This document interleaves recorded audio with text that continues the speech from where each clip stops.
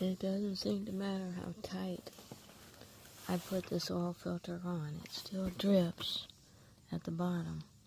And I just found out about the oil adapter seals or gasket. So I'm going to take that off today.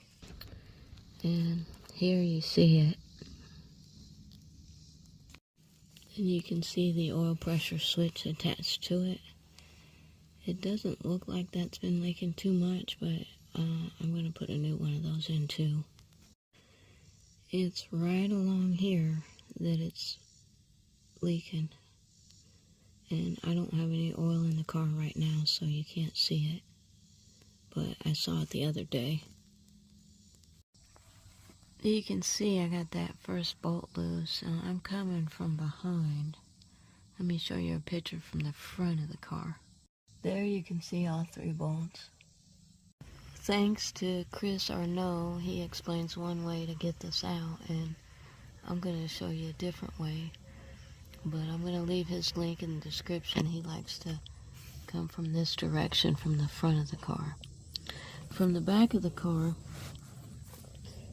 to get the number 1 bolt off, I just used a breaker bar with the stubby extension and a 13mm socket. I broke it loose that way.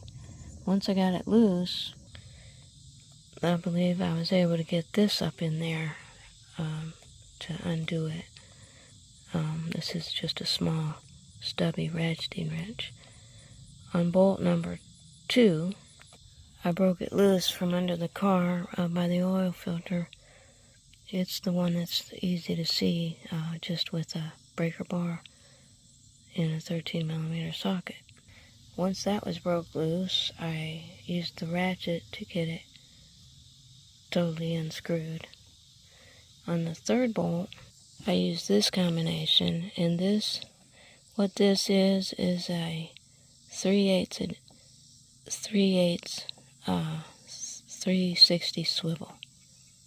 So it hooks to the breaker bar and then to the 13mm socket. So that's how I got number 3 broke loose. Once I got it broke loose, I put the swivel on the stubby ratchet with the 13mm and got that all the way unscrewed. I'm getting ready to take it out, and I'm getting ready to find out if these bolts are the same size or what. But when you loosen them, just take note of the position, because when you put them back in, it's kind of going to be blind.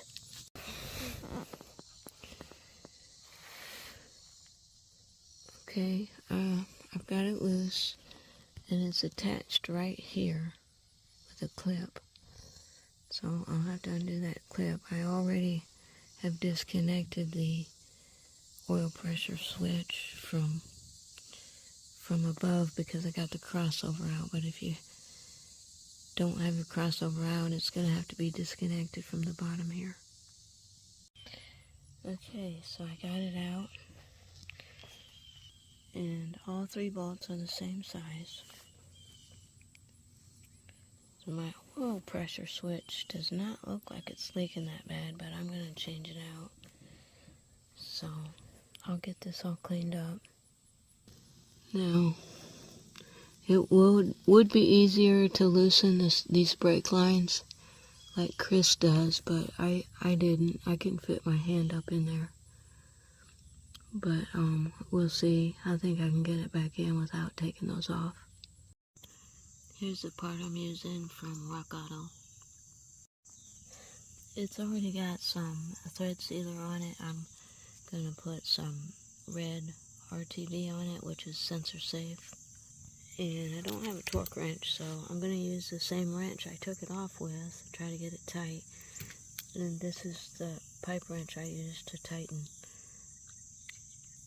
my oil level sensor, and figure that if I get this as tight as I got that, everything should be okay.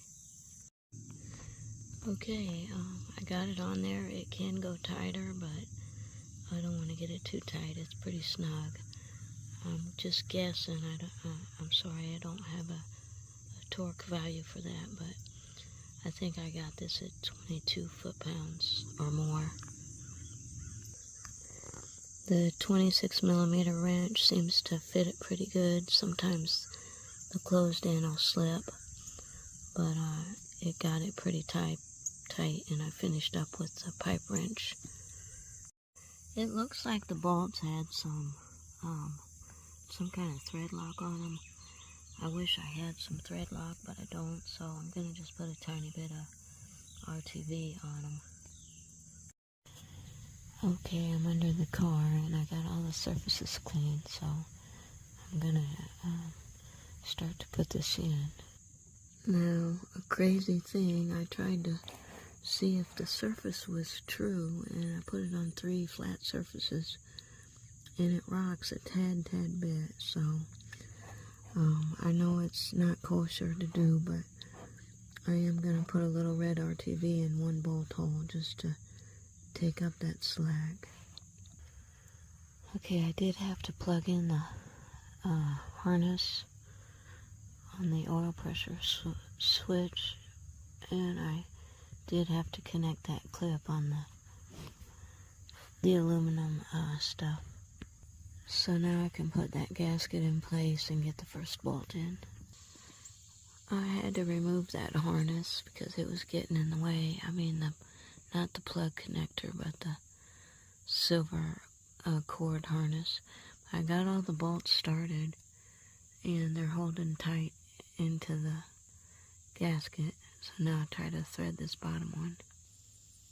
Okay, using the 1/4 inch 13 millimeter socket you see there, and that small tiny extension, I was able to get the bolt started. I did put my hand back here to the left of these brake lines. If you can't fit your hand up in there, you're going to have to loosen these brake lines.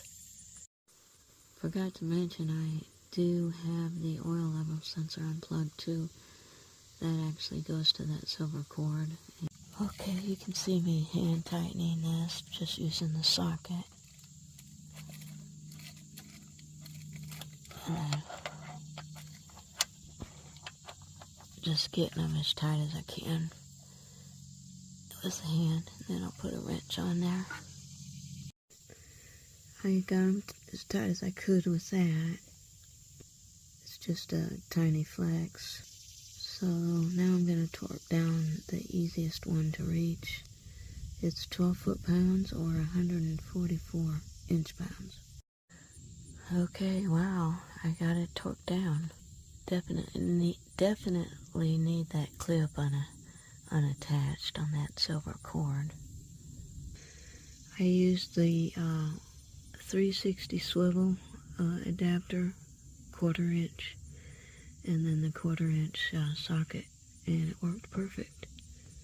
This is a 1/4 inch torque wrench.